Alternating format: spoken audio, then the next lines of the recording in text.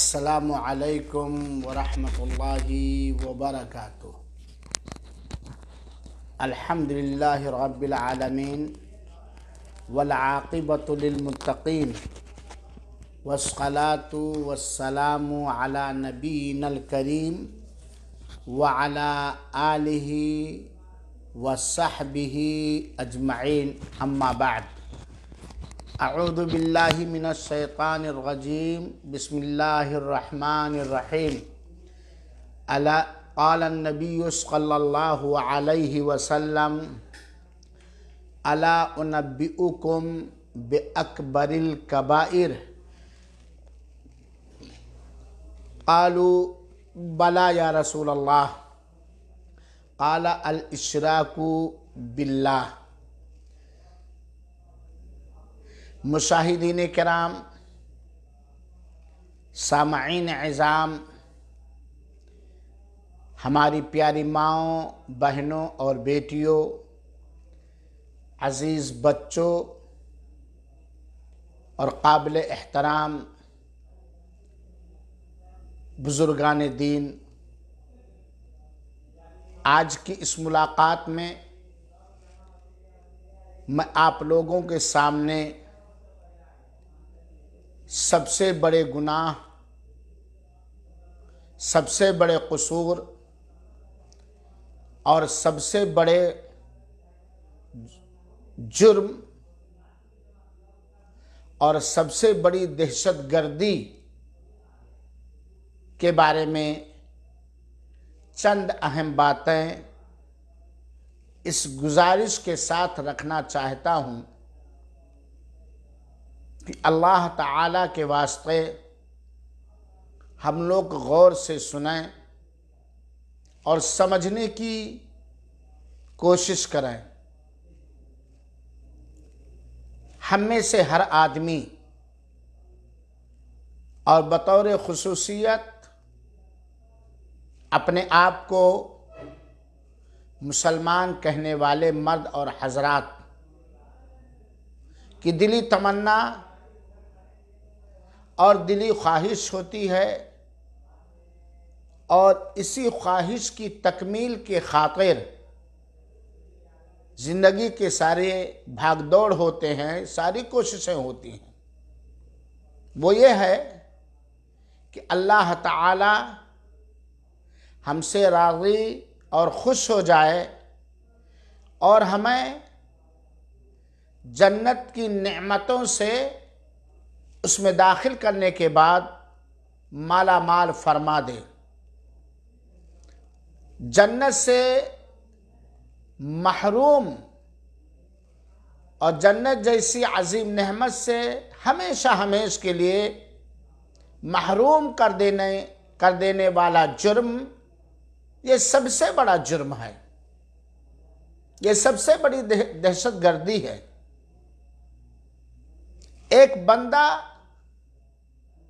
اپنے اصل، حقیقی اور سچے پالنہار پیدا کرنے والے کو چھوڑ کر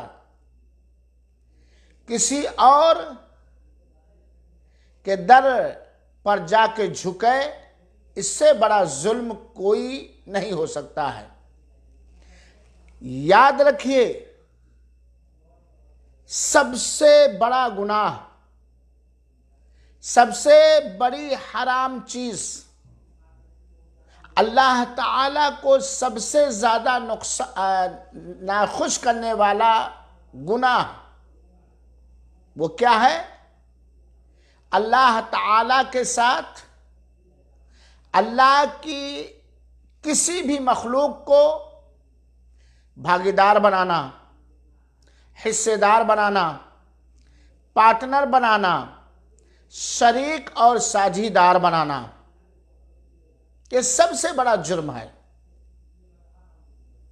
سب سے بڑا قصور ہے، سب سے بڑا حرام کام ہے۔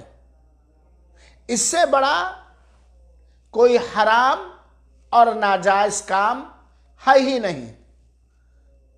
اور اس کی دلیل میں اللہ کے رسول اکرم صلی اللہ علیہ وسلم کے فرمان مبارک سے دینا چاہتا ہوں جو صحیح بخاری اور صحیح مسلم کی روایت ہے کہ شرک یہ سب سے بڑا جرم ہے، سب سے بڑا گناہ ہے، اور اتنا خطرناک گناہ ہے کہ جب تک اس سے ہم اپنے آپ کو پاک نہیں کریں گے، اس سے ہم سچی توبہ کر کے اسے چھوڑیں گے نہیں، اس وقت تک ہم اللہ کے باغی ہوں گے۔ اور ہمیشہ بڑا گناہ یہ ڈنجر اور خطرناک ہوتا ہے۔ سب سے ڈنجر، سب سے خطرناک کام شرک۔ اور آپ جانتے ہیں شرک کا مطلب ان تجعل للہ ندا وہو خلقک، اللہ کے ہم مثل مانو، کسی کو اللہ کے برابر ٹھہراؤ، اللہ جیسا ٹھہراؤ۔ اللہ کی وحدانیت میں، اللہ تعالیٰ کی ربوبیت میں، اللہ تعالیٰ کے اسماء اور صفات میں، اللہ تعالیٰ کی قدرتوں میں، اللہ تعالیٰ کے اختیارات میں، اللہ کے کسی بھی مخلوق کو، چاہے وہ انسانی مخلوق ہو اور چاہے وہ جناتی مخلوق ہو یا کوئی بھی چیز ہو، شریک اور ساجھیدار کرنا یہی شرک ہے، اور یہ سب سے بڑا جرم ہے۔ اور سب سے پہلے شرک کی ممانعت اللہ تعالیٰ نے کلمہ پاک کے اندر کیا ہے، کلمہ طیبہ کے اندر کیا ہے۔ اشہد ان لا الہ الا اللہ، میں گواہی دیتا ہوں کہ اللہ تعالیٰ کے علاوہ کوئی بھی معبود برحق، سچا معبود، عبادت کے لائق قطعا نہیں ہے۔ اللہ کے رسول اکرم، میرے سامعین کرام ذرا دھیان سے سنیے اور اسے دوسروں تک پہنچائیے۔ صحیح بخاری شریف اور صحیح مسلم شریف کی روایت ہے، حضرت ابو بکر رضی اللہ تعالی عنہ سے مروی یہ حدیث ہے۔ اللہ کے رسول اکرم صلی اللہ علیہ وسلم نے فرمایا، الا انبئکم باکبر الکبائر، کیا میں تم لوگوں کو سب سے بڑے بڑے گناہوں میں سے ایک سب سے بڑا گناہ نہ بتلاؤں؟ 3 بار اللہ کے رسول اکرم صلی اللہ علیہ وسلم نے ان الفاظ کو دہرایا، کیا میں آپ کو سب سے بڑا گناہ، جرم، معصیت، اللہ کی نافرمانی نہ بتلاؤں؟ 3 بار کہا اللہ کے رسول اکرم صلی اللہ علیہ وسلم نے۔ صحابہ کرام نے درود و سلام کے ہم میں عرض کیا، بلا یا رسول اللہ، کیوں نہیں؟ اللہ کے رسول اکرم صلی اللہ علیہ وسلم ہمیں بڑے گناہوں میں سب سے بڑے گناہ کے بارے میں ضرور آگاہ فرمائیے، ضرور باخبر کیجئے، ضرور بتلائیے۔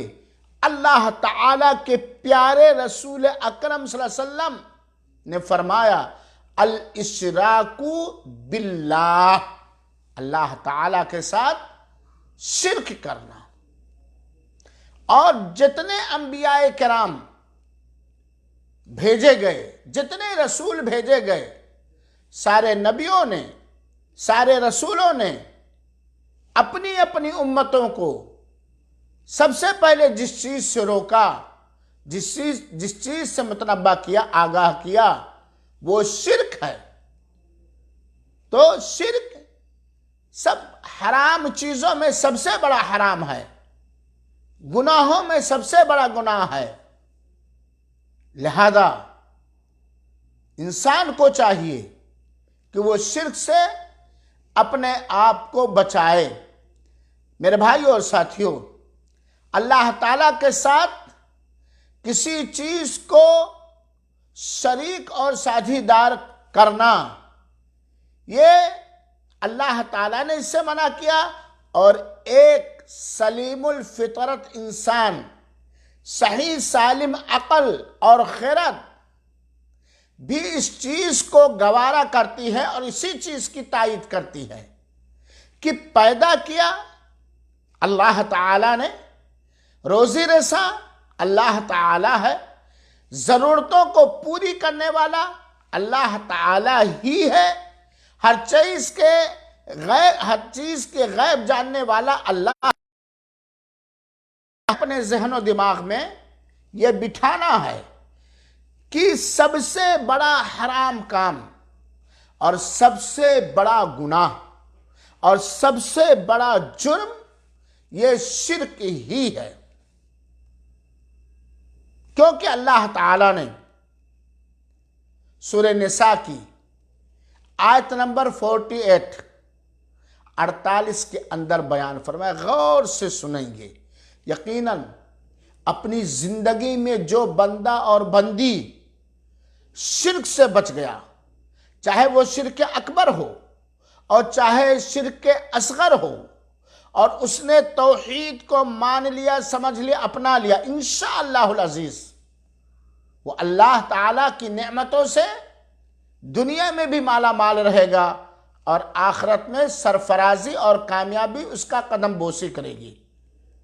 میرے بھائیوں ساتھیوں، شرک اتنا بڑا گناہ ہے، اتنا بڑا جرم ہے، اتنا گھناؤنا کردار ہے کہ اللہ تعالیٰ نے سورہ نساء کی آیت نمبر 48 ذرا دیکھ لیجئے گا تفسیر اور ترجمہ، اعلان کر دیا ہے کہ اللہ اگر چاہے گا تو اپنے بندوں کے ہر بڑے بڑے گناہ معاف کر دے گا، زنا، چوری، ڈکیتی اور اس کے علاوہ سارے بڑے بڑے گناہ معاف کر دے گا، لیکن کوئی بندہ بنا توبہ کیے ہوئے شرک لے کر کے آیا تو اسے اللہ تعالیٰ معاف نہیں کرے گا۔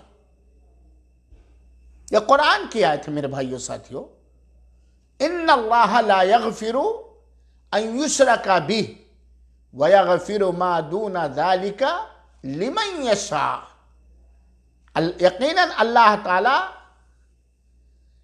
اس بات کو قطعاً درگزر نہیں فرمائے گا، معاف نہیں فرمائے گا کہ اس کے ساتھ شرک کیا جائے، اور اس کے علاوہ جو چاہے گا، جس کے لیے چاہے گا، اللہ تعالیٰ معاف فرما دے گا۔ اس آیت کریمہ سورہ نساء کی آیت نمبر 48 سے یہ بات صاف طور پر واضح ہو گئی ہے کہ اگر کوئی آدمی بڑے بڑے گناہ لے کر کے گیا شرک کے علاوہ تو اللہ تعالیٰ چاہے گا تو معاف فرما دے گا ورنہ سزا دے گا، لیکن شرک لے کر کے گیا، مشرک ہو کے گیا، بنا توبہ کے مرا شرک سے، تو اللہ تعالیٰ اسے درگزر اور معاف نہیں فرمائے گا۔ اس آیت کریمہ سے یہ بات معلوم ہوئی کہ سب سے بڑا پاپ، سب سے حرام کاموں میں سب سے بڑا حرام کام، بڑے بڑے گناہوں میں سب سے بڑا گناہ یہ شرک ہے۔ شرک بہت ہی بڑا گناہ ہے، جو کہ یہ اتنا بڑا گناہ ہے شرک کہ شرک کرنے والا یہ دین اسلام سے باہر ہو جاتا ہے۔ شرک ساری نیکیوں کو نشٹ و بھرس کر دیتا ہے، شرک سارے حسنات کو کھا جاتا ہے، شرک کی وجہ سے کسی بھی نیکی کا کوئی بہترین صلہ آخرت کے اندر بندہ نہیں پا سکتا ہے۔ شرک سے انسان اسلام سے باہر ہو جاتا ہے، ملت اسلامیہ سے خارج ہو جاتا ہے، اور وہ شخص اگر اس حالت میں مر جائے شرک کرتے ہوئے، شرک کی حالت میں، تو وہ ہمیشہ جہنم میں رہے گا۔ وَمَن يُشْرِكْ بِاللَّهِ فَقَدْ حَرَّمَ اللَّهُ عَلَيْهِ الْجَنَّةَ وَمَأْوَاهُ النَّارُ وَمَا لِلظَّالِمِينَ مِنْ أَنصَارٍ۔ جس نے بھی اللہ تعالیٰ کے ساتھ شرک کیا اور اسے توبہ مرنے سے پہلے شرک سے سچی توبہ کی توفیق نہیں ملی تو اللہ تعالیٰ اس کے لیے جنت کو حرام کر دے گا اور اس کا ٹھکانہ جہنم ہوگا۔ چنانچہ شرک کی خباثت، اس کی خطرناکی ہمیں خود سمجھنا چاہیے اور ہمیں اپنے متعلقین ماتحت دوست احباب کو سمجھنا چاہیے۔ اور آج اگر ہم دیکھیں اور غور سے دیکھیں، یہ الگ بات ہے کہ ہمیں لوگ دھوکہ دیتے ہیں کہ یہ شرک کہاں ہے، یہ کیسے ہو سکتا ہے کہ ایمان لانے کے بعد کوئی مشرک ہو جائے۔ میرے بھائی، وضو کرتے ہیں نا، وضو کرنے کے بعد وضو کو توڑنے والا کوئی ایک کام کر لیں، وضو آپ کا باقی رہے گا؟ قطعاً باقی نہیں رہے گا۔ ایمان لانے کے بعد توحید اور کلمہ توحید اقرار کرنے کے بعد اگر آپ شرک جیسا گناہ کیے جس سے کلمہ توحید ٹوٹ جاتا ہے تو آپ شرک میں واقع ہو گئے۔ اور آج دیکھا جائے میرے بھائیو، بڑے افسوس کے ساتھ کہا جاتا ہے، اللہ کی توحید کی غیرت کی چادر کو کس طرح للکارا جاتا ہے۔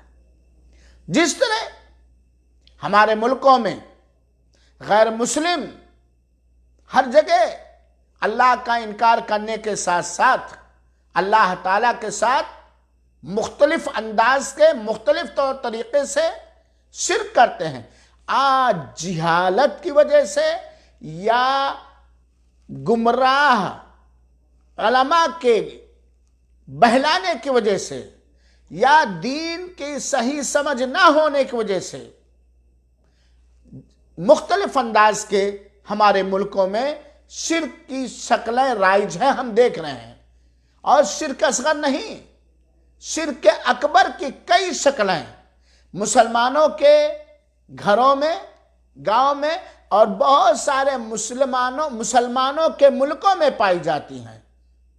وہ اپنے آپ کو مسلم ممالک مانتے ہیں لیکن ان کے ملکوں میں پائی جاتی ہیں۔ چند شکلیں دیکھیے کہ وہ شرک نہیں ہے، کیا اس سے اللہ راضی ہوگا؟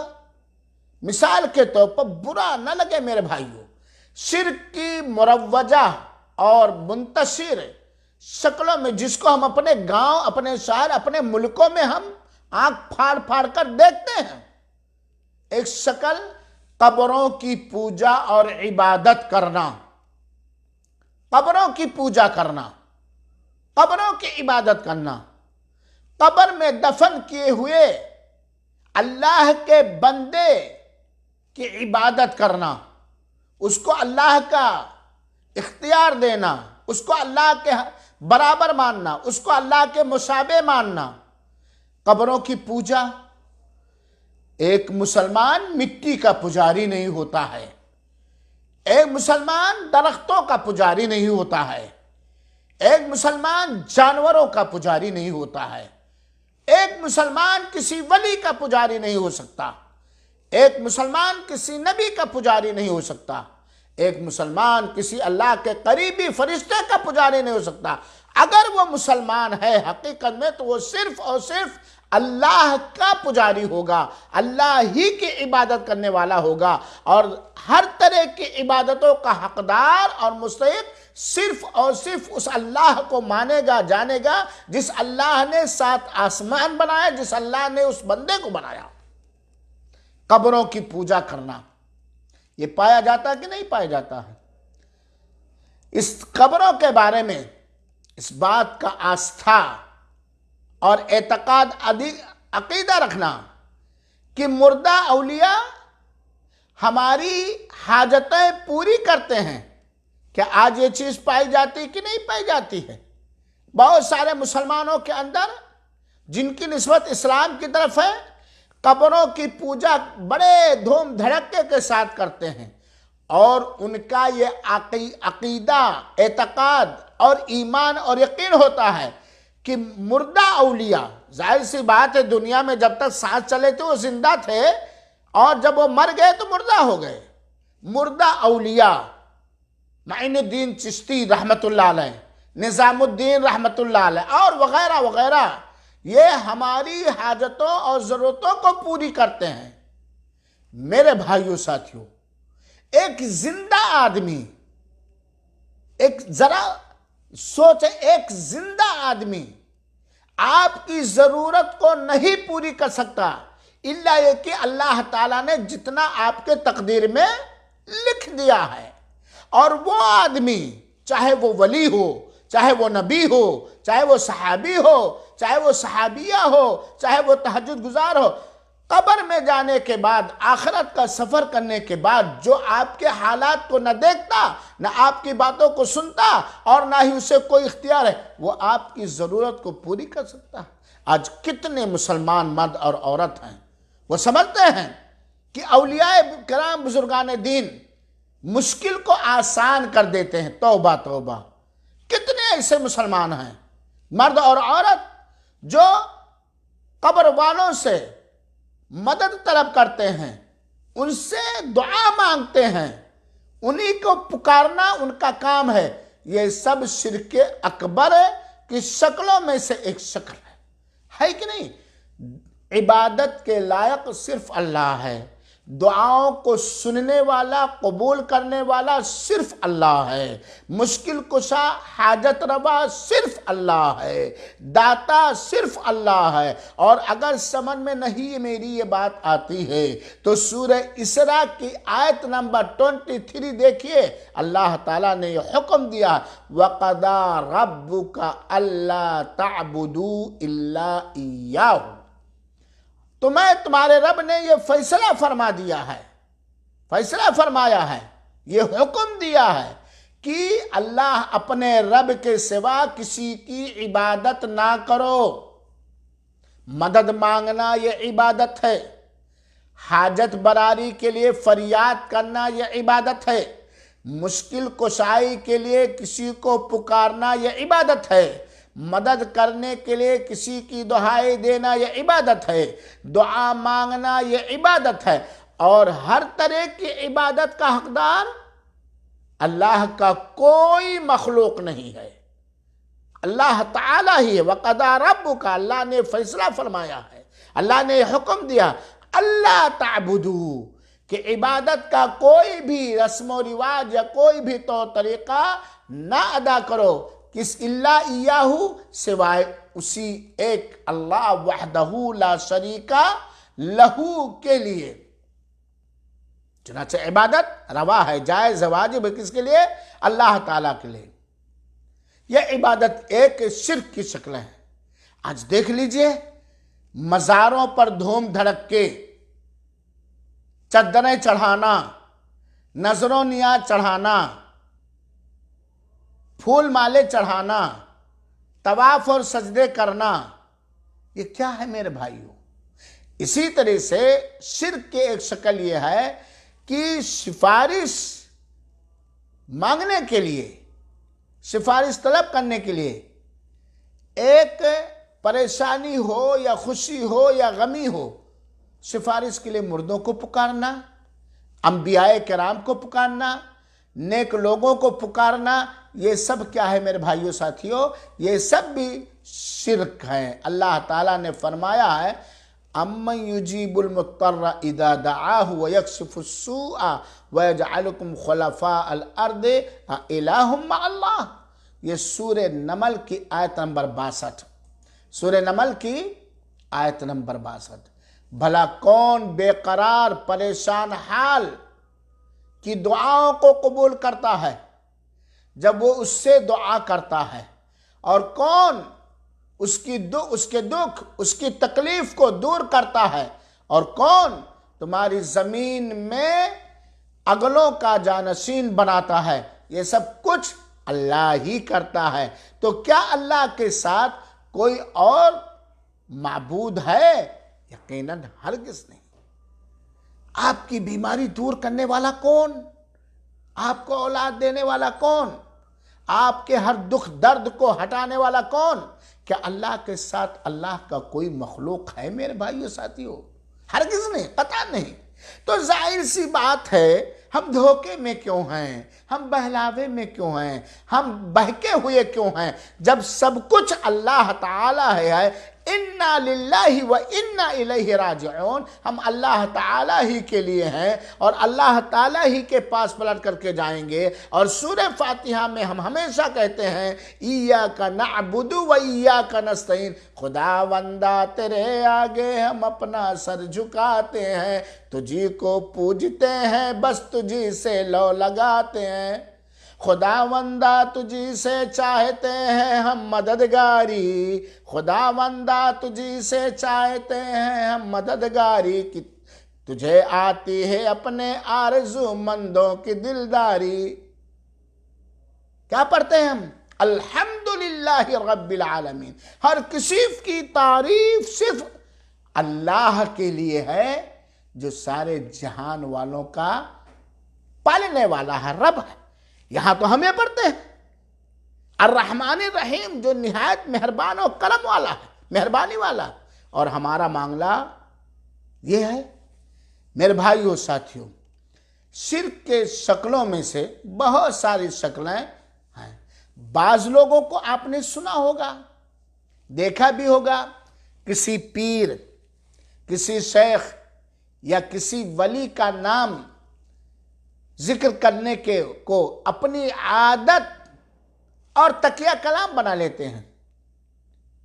اٹھتے بیٹھتے یا خواجہ، یا ولی، یا علی، یا حسن، یا حسین، یا فاطمہ، یا رسول اللہ۔ یہ میرے بھائیوں یہ ایک عادت لوگوں نے بنا لی ہے، اور ہر وقت انہی سے مدد مانگتے ہیں، انہی کو ہر وقت پکارتے ہیں۔ جب بھی کوئی کھڑا ہوتا یا بیٹھنا چاہتا ہے یا کہیں پھسل جائے، یا علی، اور جب بھی وہ کسی مصیبت یا پریشانی میں مبتلا ہو جاتا ہے تو کیا کہتا ہے؟ یا محمد۔ کل میرے ایک صاحب نے میسج بھیجا، محمد کے صدقے میں فلاں یہ ہے، فلاں، استغفر اللہ۔ تبھی میں نے موضوع لیا میرے بھائیوں ساتھ، ہے نہیں؟ یا محمد، یا علی، یا خواجہ، یا حسین، یا بدوی، مصر والے کہتے ہیں بہت سارے، ہندوستان والے، یا ابن علوان۔ یہ سب کیا ہے؟ گر گئے، چوٹ آ گئی، یا علی، خوشی ملی، یا محمد، غمی، یہ سب پکارنا یہ کیا ہے؟ یہ شرک ہے میرے بھائیوں۔ اسی لیے اللہ تعالیٰ نے سورہ اعراف کی آیت نمبر 194 کے اندر فرمایا، ان الذین تدعون من دون اللہ عباد امثالکم۔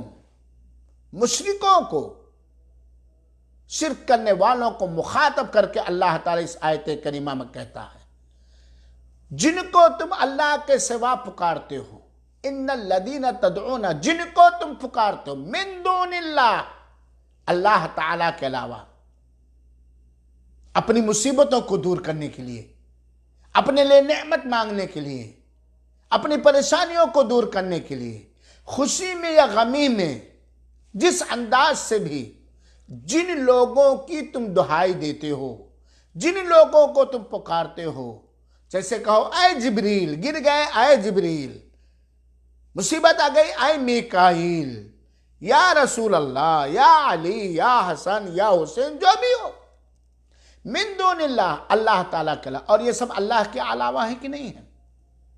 خواجہ معین الدین چشتی، بدوی، حضرت علی، حضرت حسین، سارے انبیاء، یہ اللہ کے علاوہ ہیں کہ نہیں؟ اللہ کے مخلوق ہیں کہ نہیں؟ اللہ نے ان کو اپنی ہی عبادت کے لیے پیدا کیا کہ نہیں پیدا کیا؟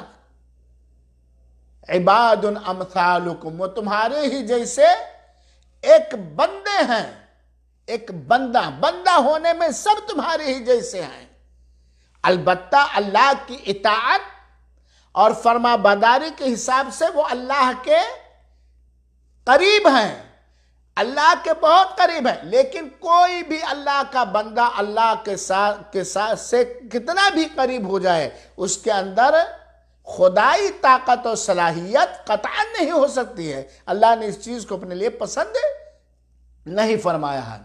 دیکھیں میرے بھائیوں، بعض قبروں کی عبادت کرنے والے قبروں کا طواف بھی کرتے ہیں، اور اگر نہیں جانتے ہو تو چلے جاؤ بریلی نظام الدین، اور اجمیر بھی چلے جاؤ، کچھوچھا بھی چلے جاؤ، پاک پٹنگ بھی چلے جاؤ، ارے یہی نہیں، یہ تو سب مشہور پرسدھ نگریاں ہیں۔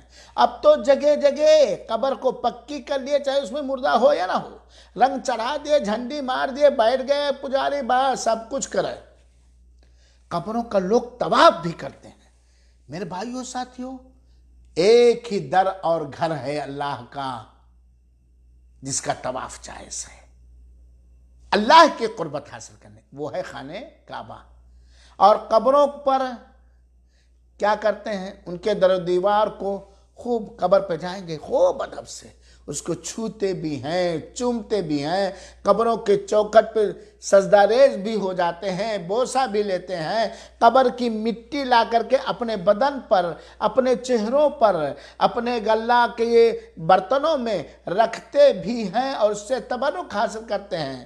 اگر کوئی قبر دیکھ لیں تو اسے سجدہ کرتے ہیں، قبروں کے سامنے عاجزی کرتے ہیں، خاکساری کے ساتھ کھڑے ہو کر اپنی غرض و غایت مقصد طلب کرتے ہیں اور گڑگڑاتے ہیں، بیمار کے لیے شفا مانگتے ہیں، لڑکا اور لڑکی مانگتے ہیں، گھر میں اور جائیداد عمر میں برکت مانگتے ہیں، ان کو حاجت براری کے لیے پکارتے ہیں، مشکلوں کے آسان کرنے کے لیے ان سے گڑگڑاتے ہیں، اور جو کچھ بھی وغیرہ قبر وغیرہ پر ہوتا ہے یہ شرک نہیں میرے بھائیوں ساتھیوں؟ اس سے بڑا شرک کیا ہو سکتا ہے؟ اللہ تعالیٰ نے فرمایا ہے سورہ احقاف کی آیت نمبر 5 کے اندر، وَمَنْ أَضَلُّ مِمَّنْ يَدْعُونَ مِن دُونِ اللَّهِ مَنْ لَا يَسْتَجِيبُ لَهُ إِلَى يَوْمِ الْقِيَامَةِ وَهُمْ عَنْ دُعَائِهِمْ غَافِلُونَ۔ ذرا سمجھئے، اس شخص سے بڑھ کر کون گمراہ ہو سکتا ہے جو ایسے کو پکارے جو قیامت تک اسے جواب نہیں دے سکے اور ان کو ان کے پکارنے ہی کی خبر نہ ہو۔ یہ جن کو تم پکار رہے ہو قبروں کے اندر میرے بھائیوں ساتھیوں، اگر یہ یقیناً نیک ہیں تو جنت کے بہاروں سے خوب مست و منگن ہیں، اور اللہ ہی جانے اگر وہ دوسرے انداز کے ہیں تو جہنم کے عذاب سے ان کو فرصت نہیں۔ اللہ تعالیٰ نے کس طرح اس کا بالکل جڑ ہی کاٹ دیا ہے کہ جا کے قبروں پر چاہے جس کو تم پکارتے ہو، مشکل کشائی جن سے کرتے ہو، حاجت روائی کی فریاد کرتے ہو، ادب اور خاکساری کے ساتھ کھڑا کرتے ہو، ان سے زیادہ گمراہ کوئی نہیں ہے جو اللہ تعالیٰ کے علاوہ ایسے لوگوں کو پکارے جو ان کی پکار کو قیامت تک، ان کی دعا کو قیامت تک نہ سن سکتے ہیں، بلکہ ان کو پتہ بھی نہیں کہ آیا ہے میرے مزار پر، میری قبر پر کوئی مجھے پکار رہا۔ من دون اللہ، یہ سب اللہ کے علاوہ ہے کہ نہیں ہے؟ یہ سب اللہ تعالیٰ کے علاوہ ہے کہ نہیں؟ اور وہ جواب بھی نہیں دے سکتے میرے بھائیوں، قیامت تک جواب نہیں دے سکتے۔ قیامت تمہاری فریاد کو سن نہیں سکتے، ان کو تو پتہ بھی نہیں ہے۔ اس کو ایسے سمجھ لو آپ کے ابا ہیں، آپ کے ابا، آپ کی اماں بہت نیک، ایمان والے، توحید والے، عاجز کا بہت نیک، سو رہے ہوں، بستر پہ سو رہے ہوں، اور آپ جائیے ان کے پاس اور کہیے امی مجھے ایک لڑکا دے دو، یا اللہ سے لڑکا منگا دو، ابو میری نوکری لگوا دو، یا اللہ سے کہہ دو میری نوکری لگا دے۔ سن پائے گا وہ سویا ہوا مومن بزرگ شریف آدمی؟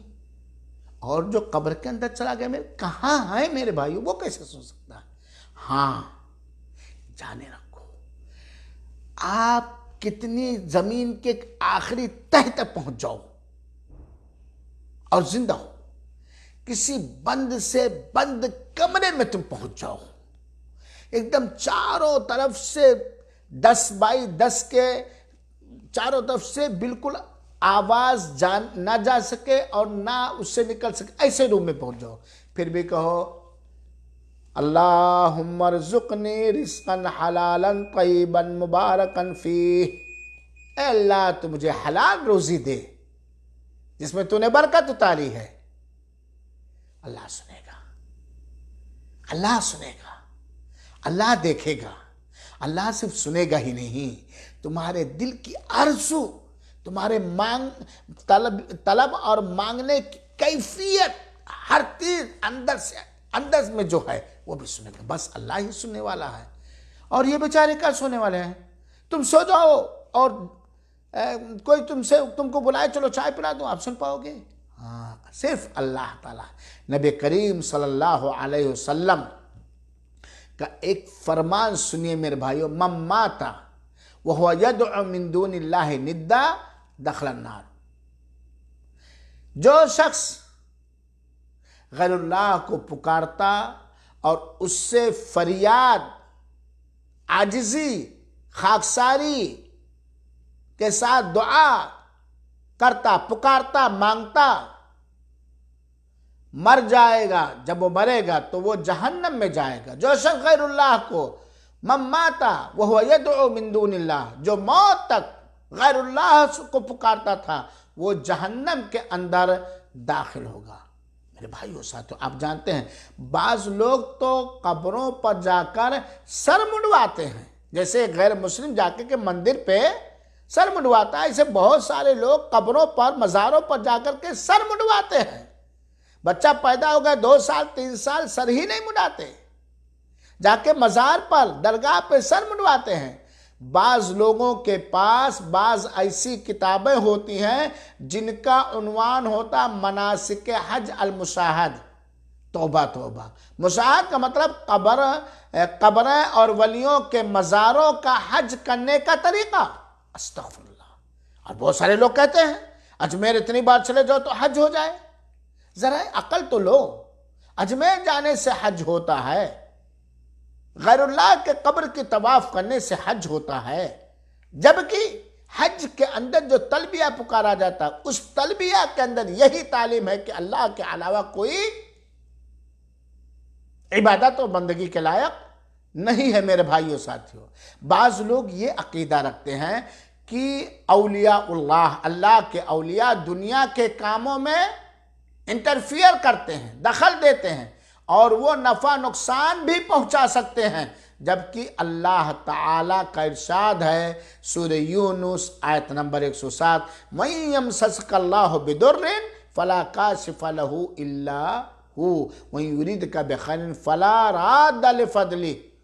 اگر اللہ تعالیٰ تمہیں کوئی نقصان پہنچانا چاہے تو اس نقصان سے نجات دینے والا اللہ تعالیٰ کے علاوہ کوئی نہیں ہے، اور اگر اللہ تعالیٰ نے تمہارے بارے میں کوئی کرم کا فیصلہ فرما دیا، کسی خیر کا فیصلہ فرما دیا، تو اس خیر کو کوئی روکنے والا نہیں۔ لہذا میرے بھائیو ساتھیو، شرک سے بچو، بڑا خطرناک جرم ہے، اور شرک کے چند مظاہر جو ہم لوگ اپنی آنکھوں سے اپنے ملکوں کے اندر دیکھ رہے ہیں، میں نے بیان کیا ہے صرف اس لیے کہ اللہ کے واسطے توحید کو سمجھو، اس کو اپناؤ، اور شرک سے توبہ کرو، خود بچو، اور ہمیشہ لوگوں کو شرک سے ڈراؤ۔ انشاءاللہ العزیز اتوار کو پھر شرک کے کچھ اور منظر یا مشاہد یا باتیں جو ہمارے علاقوں میں ہم لوگوں، یہ جتنے لوگ سن رہے ہیں سب اس چیز کو جانتے ہیں، یہ سب شرکیہ چیزیں رائج ہیں جس سے بچنا اور بچانا بہت ضروری ہے۔ اور سارے انبیاء، سارے رسول اسی لیے بھیجے گئے تھے کہ اپنی اپنی امت کو صرف اللہ کی عبادت کرنے کی دعوت دیں اور ان کو شرک اور کفر سے روکیں، جیسا کہ اللہ تعالیٰ نے فرمایا وَلَقَدْ بَعَثْنَا فِي كُلِّ أُمَّةٍ رَسُولًا أَنِ اعْبُدُوا اللَّهَ وَاجْتَنِبُوا الطَّاغُوتَ۔ ہم نے ہر امت میں رسول بھیجا یہ پیغام دے کر کے کہ اللہ ہی کی عبادت کرو اور طاغوت سے بچو۔ سارے نبیوں کی مرکزی دعوت صرف توحید تھی، اللہ پر ایمان اور شرک سے بچنا۔ اللہ تعالی ہم سب کو توفیق عطا فرمائے، آمین۔ والسلام علیکم ورحمۃ اللہ وبرکاتہ، وجزاکم اللہ خیرا۔